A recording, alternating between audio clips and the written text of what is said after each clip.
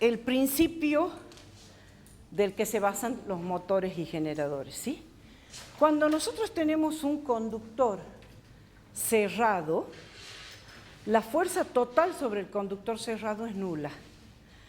¿Por qué? Vamos a analizar, por ejemplo, un conductor en forma de espira rectangular.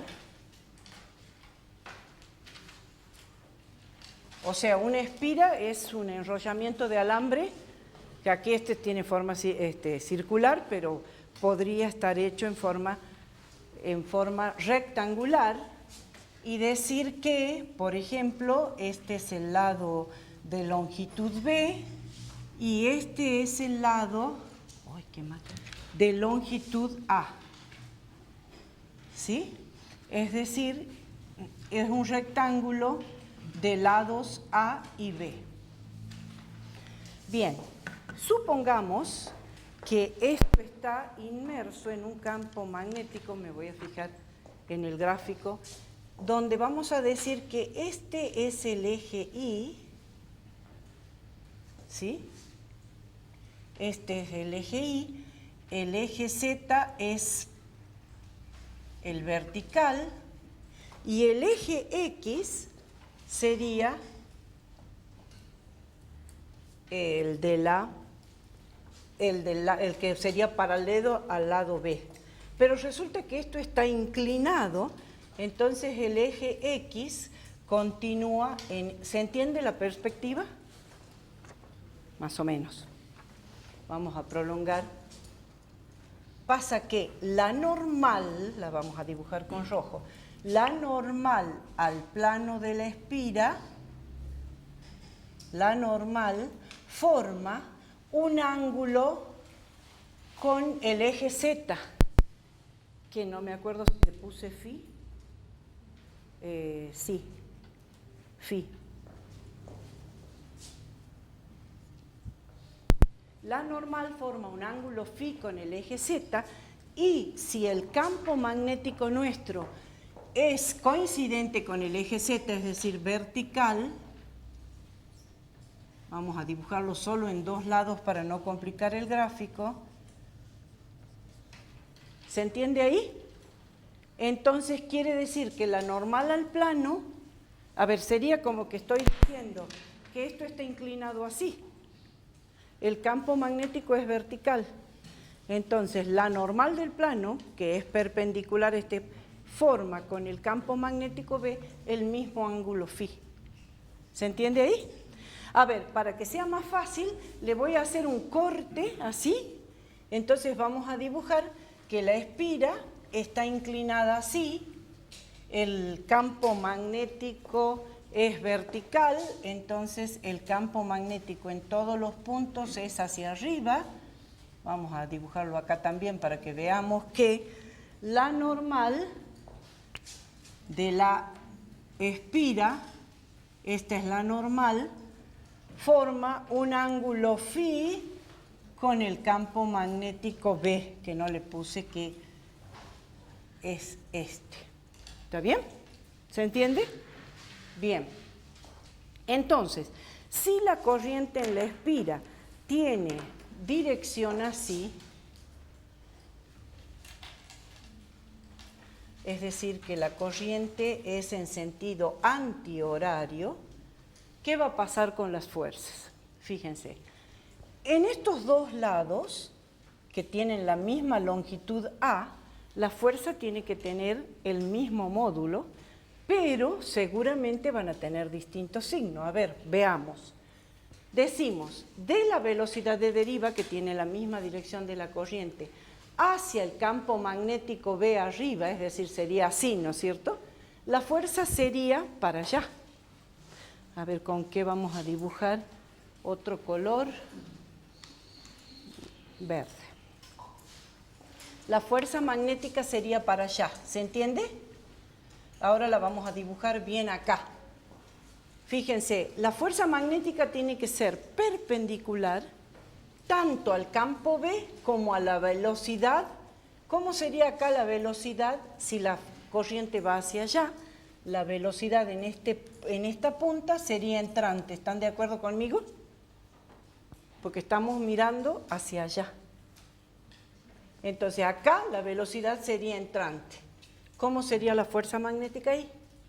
Si decimos de la velocidad hacia el campo, la fuerza magnética sería así. ¿Se entiende? Le llamemos 1, por ejemplo, porque está sobre el lado más largo. Sí, la corriente siempre, salvo que la carga sea negativa, que te tendría que yo decir expresamente, siempre consideramos positiva. ¿Está bien? La velocidad de deriva siempre tiene la dirección de la corriente. Entonces, en este otro extremo, la de este otro lado, la corriente sería saliente acá. Por lo tanto, acá diríamos, desde la velocidad hacia el campo, la fuerza sería para este lado de afuera, es decir, sería hacia acá. ¿Se entiende? Como ambas, esta le vamos a poner 1 también, pero prima. ¿Por qué? Porque ambas están actuando sobre la longitud más larga de la espira. Entonces decimos que esta fuerza magnética 1, que va a ser igual a la misma, pero en el otro sentido, magnética 1', ¿cuánto vale? Vale la corriente I por la longitud A y por el campo magnético B. ¿Está bien? ¿Se entiende? ¿Por qué? Porque tanto el campo magnético como la velocidad son perpendiculares, es decir, la velocidad entra y acá el campo magnético es perpendicular. Y acá la velocidad sale, pero el campo magnético es perpendicular, entonces directamente el módulo de la fuerza sería eso. Sin embargo, cuando tomo las fuerzas sobre los dos lados más cortos, ¿qué va a pasar? Le llamemos, por ejemplo, fuerza magnética 2. En este caso, la fuerza magnética también sería hacia afuera, es decir, acá no la dibujé esta otra, ¿no? También sería hacia afuera, esta sería la fuerza magnética 2, y del otro lado la misma, pero con sentido contrario. En este caso, el ángulo que forma, a ver, quiero que me entiendan bien, el ángulo que forma la corriente, ¿se ve? La corriente estaría en esta dirección para esta y en esta otra dirección para la otra. El ángulo que forma la corriente con el campo, ¿cuánto vale? Vale 90 menos phi. ¿Me creen? El ángulo que forma la corriente con el campo es 90 menos phi. ¿Está bien? Entonces, en este caso, la fuerza va a quedar I por el lado B, por el campo magnético B, por el seno de 90 menos phi. ¿Sí? Pero resulta que el seno de 90 menos phi es el coseno de phi.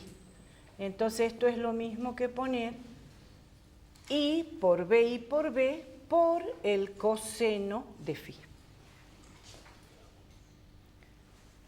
Sin embargo, cuando hago la sumatoria de fuerzas para ver qué fuerza neta actúa sobre toda la espira, fíjense, estas dos son colineales, se anulan. Y estas otras dos son paralelas, pero del mismo módulo y también se anulan, por lo tanto la fuerza neta es igual a 0. Sin embargo, entonces volvemos a repetir, la fuerza neta sobre toda la espira cerrada es igual a 0, pero sin embargo, ¿qué aparece? Fíjense lo que hay ahí. Un momento de torsión que lo que quiere hacer es ponerme la espira siempre en equilibrio con respecto al campo. ¿Está bien?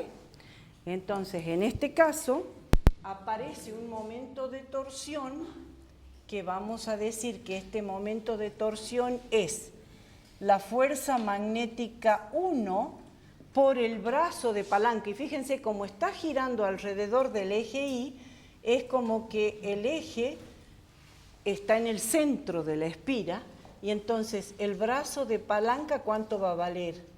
va a valer el lado B, que es el lado este más chico, por el seno del ángulo φ. ¿Sí? Porque estoy diciendo que φ también es el ángulo en el que está inclinado la espira. O sea, si la normal se inclinó φ grados con respecto al campo magnético que es vertical, el plano de la espira se inclinó φ grados con respecto al eje X. ¿Está bien? Por lo tanto, el brazo de palanca es B por el seno de φ. Y de este otro, B sobre 2, perdón, porque de este otro lado también tengo B sobre 2 por el seno de φ. ¿Sí? Bien, entonces decimos, es la fuerza magnética 1 por B sobre 2 por el seno de φ, que es el brazo de palanca. ¿Y qué signo le ponemos a este momento de torsión? Fíjense, ambos están girando en el mismo sentido y va a ser entrante, es decir, que el momento de torsión va a coincidir con el eje X. ¿Está bien? Perdón, eje Y era este. Entonces vamos a decir, lo sumamos, porque los dos producen el mismo momento de torsión, con la fuerza magnética 1' por su brazo de palanca, que es B sobre 2, por el seno de φ. En definitiva, este momento de torsión es igual a la fuerza magnética por B sobre 2 más B sobre 2 es B, ¿se entiende? Por B por el seno de φ. Pero la fuerza magnética por el lado B por el seno de φ. Y aquí vamos a interrumpir un ratito, pero recordando que la fuerza magnética era igual a I por B, entonces el momento de torsión va a ser igual a I por A por B por el campo magnético B y por el seno de φ. Bien, fíjense que seguimos con lo que estábamos viendo, porque ahora quiero hacerles notar que el producto de A por B no es otra cosa que el área de la espira, ¿sí? Entonces, en ese caso, el momento de torsión me va a quedar I por el área, por el campo magnético B y por el seno de φ. Este producto de I por el área es el momento dipolar magnético, y lo voy a simbolizar con la letra griega mu.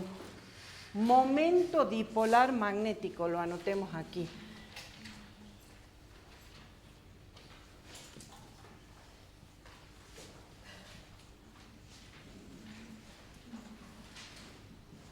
Y es un vector cuya dirección se la puede obtener siguiendo con los dedos de la mano derecha la dirección de la corriente.